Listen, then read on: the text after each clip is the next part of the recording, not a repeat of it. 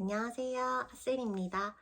오늘은 일본 아마존에 대해서 말씀을 드리려고 하는데, 저도 사실은 일본 아마존에 대해서 전혀 관심이 없다가 지금 재직하는 회사에서 일본 아마존을 하고 있는데 생각보다 일본 마켓이 괜찮더라고요.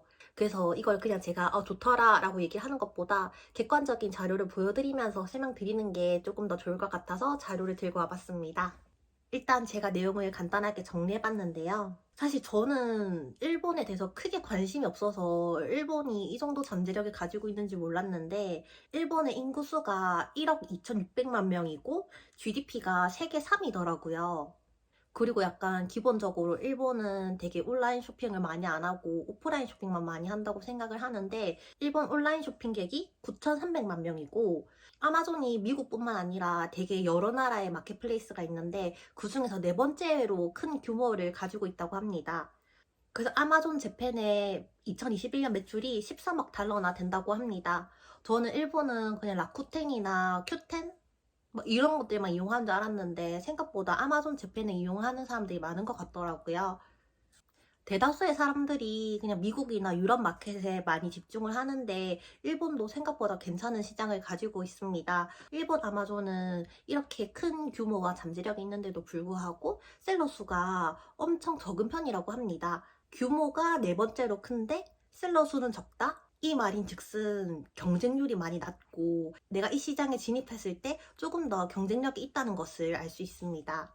일단 일본 아마존이 나쁘지 않은 시장이고 셀러 수가 적어서 경쟁이 적기 때문에 하기 좋다 라고 제가 방금 설명을 드렸었는데, 실제로 제가 지금 재직하는 회사에서 일본 아마존을 담당하고 있는데 솔직히 제일 처음에 리스팅 된 거 보고 조금 충격을 먹었거든요. 이렇게 좀 대충 해놓을 수가 있나? 라고 생각이 들 정도로 대충 해놨는데 계속 꾸준히 팔리더라고요. 그래서 되게 신기하다라고 생각했는데, 다른 경쟁자들 리스팅을 보니까 다른 경쟁사들도 리스팅이 엄청 퀄리티가 떨어지더라고요. 그래서 이거 조금만 예쁘게 하면은 얘네들을 다 이길 수 있겠다라고 생각을 해서 리스팅을 개선하니까 실제로 더 많이 팔렸고요. 지금이 완전 초창기 쿠팡? 초창기 아마존? 이런 느낌이어서 지금 진입해서 미리 자리를 잡아 놓으면은 굉장히 메리트가 있겠다라는 생각이 들었습니다. 그래서 제가 일본 아마존을 하면서 느낀 장점들을 조금 정리해봤는데요. 일단 방금 말씀드렸던 것처럼 매출은 큰데 경쟁자 수가 적고, 그 적은 경쟁자들마저 그렇게 경쟁 상대가 될 만한 사람들이 아니어서 제가 그 푸어 퀄리티의 리스팅을 들고 오기에는 그쪽한테도 실례니까 막상 들고 올 순 없지만, 실제로 일본 아마존에 들어가셔서 그냥 조금만 둘러보셔도 리스팅 퀄리티가 많이 낮은 것을 보실 수 있습니다.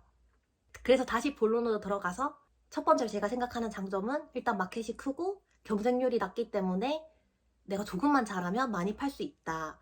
아직 많은 셀러들이 진입하기 전이라서 내가 자리 잡기가 쉽다. 이게 제가 생각하는 첫 번째 장점이고요. 두 번째로는 일본이 가깝기 때문에 배송비가 저렴하고 배송 기간이 굉장히 짧습니다. 여기 보시면 제가 실제로 보냈던 쇼핑 플랜인데요. 제가 2월 2일 목요일 날 쇼핑 플랜을 생성해서 물건을 보냈고 2월 7일 화요일에 아마존 창고에 도착했습니다.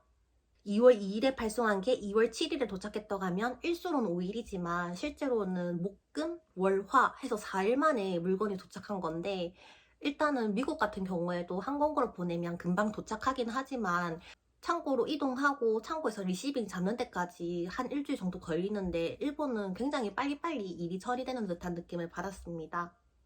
그리고 특히 미국 아마존 같은 경우에는 부피가 큰 물건을 보내려면 배송비가 너무 많이 드는데, 일본 같은 경우에는 그냥 FBM으로 판매를 해도 배송비가 크게 많이 들지 않기 때문에 부피가 큰 물건을 판매하는데도 크게 무리가 없을 것 같았습니다.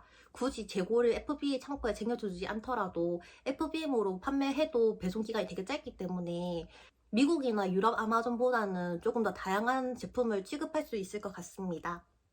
세 번째 장점으로는 저희가 아마존 하면서 제일 많이 스트레스 받는 부분이 광고비잖아요.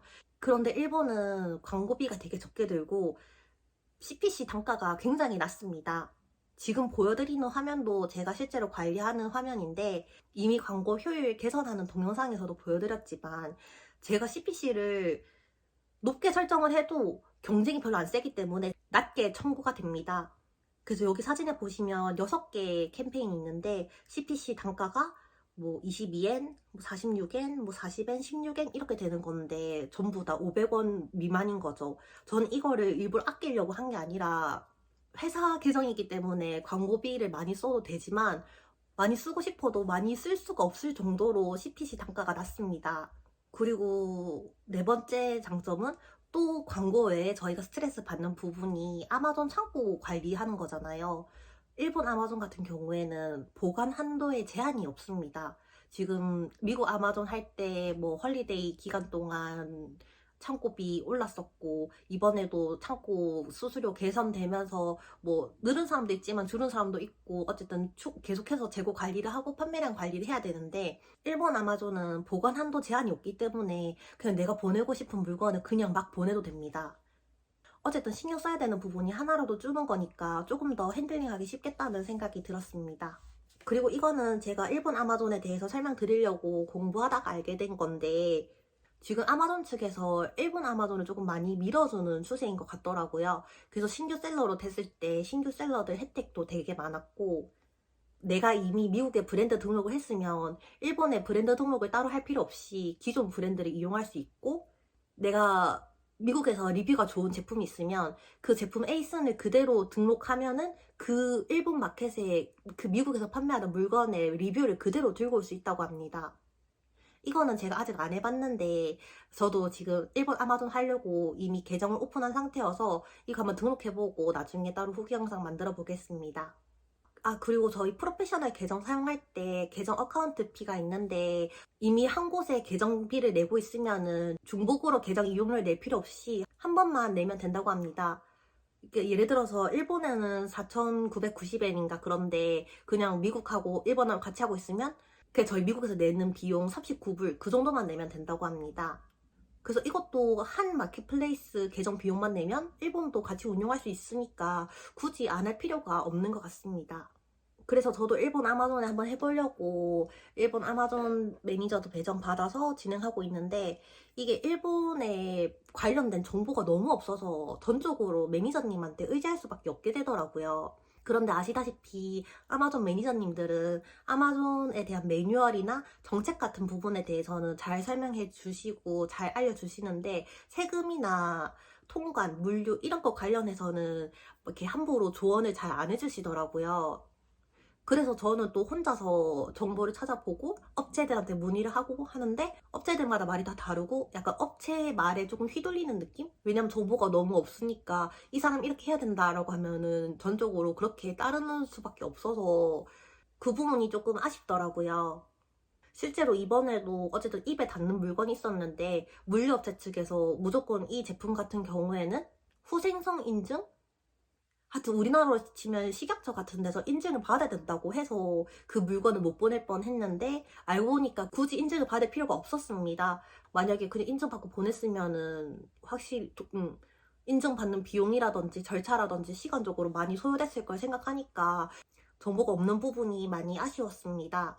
그래서 일본 아마존이 참 좋은 마켓인데 이것에 관련된 양질의 정보를 어떻게 얻을 수 있을까 하고 좀 고민하던 찰나에 그 쌍지님께서 셀러킹덤에 올려주신 정보 중에 4월 4일부터 5일 이틀 동안 일본 도쿄에서 서밋 같은 게 열리는데, 그 서밋을 찾아보니까 되게 유명한 사람들도 엄청 많이 오고 유명한 업체에서 많이 오더라고요. 그래서 이번에 그 서밋에 참석하게 되었습니다. 그 이틀 동안 단순 매뉴얼적인 부분이 아닌 약간 마케팅을 어떻게 해야 되는지, 일본 마켓만의 차별점, 어떻게 전략을 해야 되는지 이런 거에 대해서 다 설명을 해준다고 하고, 뭐 PPC를 어떻게 운영해야 되는지, 어떻게 제품 소싱을 해야 되는지 이런 걸 전부 다 알려준다고 해서 이번에 그걸 들으러 가고요.